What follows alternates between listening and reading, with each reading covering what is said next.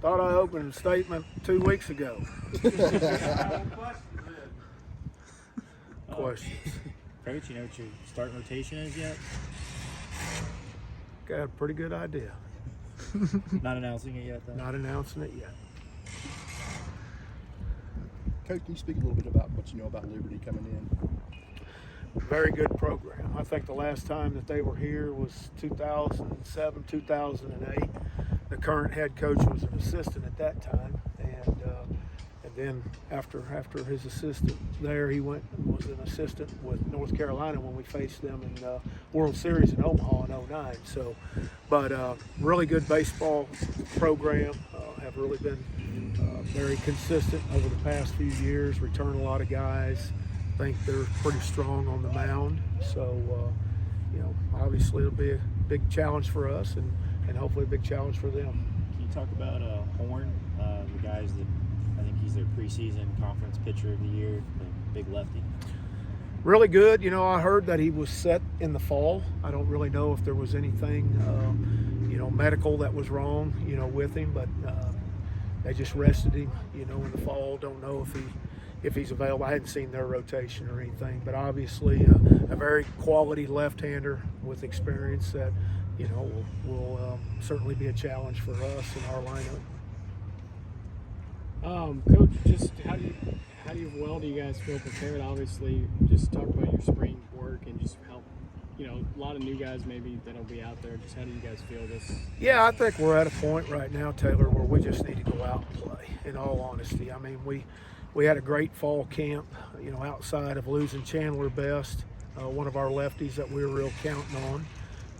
Lost him to Tommy John back in the fall, but you know, we've remained healthy ever since then. Thought we had a very competitive camp in the fall. Everybody has seemed to come back in shape from Christmas break. They only give us 3 weeks to get ready for the season, and within those 3 weeks, I think we've scrimmaged 8 times, and you know, I think we're at a point right now where we're tired of scrimmaging against one another and seeing the same faces across the way. So it's time to play somebody else, and I'm sure every program in the country experiences and feels the same way. Has the battles at second base and left field been decided? You know, I think that's probably going to be ongoing. In all honesty, we'll next 4 weeks we'll kind of pan that out. I have an idea right now. You know, obviously who'll be out there on Friday, and but you know, one of those positions may dictate whether, you know, what we're going to see on the mound, whether right or left with that. So, but they've been really good battles, and you know, I feel good about whoever settles in there, and how we can use that position and the depth that we have to fill it. How much evaluating in the scrimmages with your new arms have you done? Has that been sort of the purpose of those scrimmages, is to see what those guys kind of do in live AB situations? Yeah, no doubt. And, you know, putting them in different situations. The last 2 weekends, we've kind of used them as how we would use them in the spring, you know, bringing them in the middle of the inning and really trying to prepare them for those roles that they're going to inherit in game situations. So, you know, the young guys are going to see the mound. I mean, I think they're capable of being able to handle this level. You know, I know it's going to go with some growing pains, obviously, but with that being said, you know, I think these guys have the ability to grow and grow fast. Can you speak to what this lineup brings offensively this year? Well, at times, you know, this spring it's looked really, really good. You know, I think that certainly the potential is there, and as we start facing other people, I think you'll start seeing a little different production, I would say. But you know, you've been to almost every scrimmage, and there's certainly some areas where it's very exciting and what the possibilities could be. But you know, I think potentially with what we return, you know, at least 7 of those 9 hitters that from last year, you know, you got to feel good about, you know, what you have a chance to, an opportunity to do. You talked about the 44 on the field now? Yeah, you know, that's just in memory of Coach Palmer, and certainly we'll miss him. Passed away August the 10th this past year, and so, you know, we haven't seen him sitting in his seat for 2 years because of the stroke, but, you know, this will be a constant reminder to everybody and to me of what he's meant to Southern Miss and Southern Miss baseball, and his passion and love for it. And certainly with that being on the field, it'll be a reminder he's with us every game. Just the sense of excitement that you felt around the community. I mean, obviously as we get closer and closer, and y'all's ticket sales continue to grow each season, just what have you, just the excitement that you've heard from people or people reaching out to you? Well, I mean, everybody's obviously excited, and you can see that in our season ticket sales and the energy everywhere you go. People are excited about baseball. You know, people are excited about the way football ended, you know, with the bowl win there in Mobile, and then of course with basketball and Coach Ladner and his staff and team, and the great things that they're doing continues to build that excitement for Southern Miss, and everybody kind of piggybacks off from each other, in all honesty. And you know, this year we're excited about the momentum that we generated at the end of last year in the Super. Even though we fell short of our goal getting to Omaha, we still did a lot of great things last year, being 47-19 and winning the regular season conference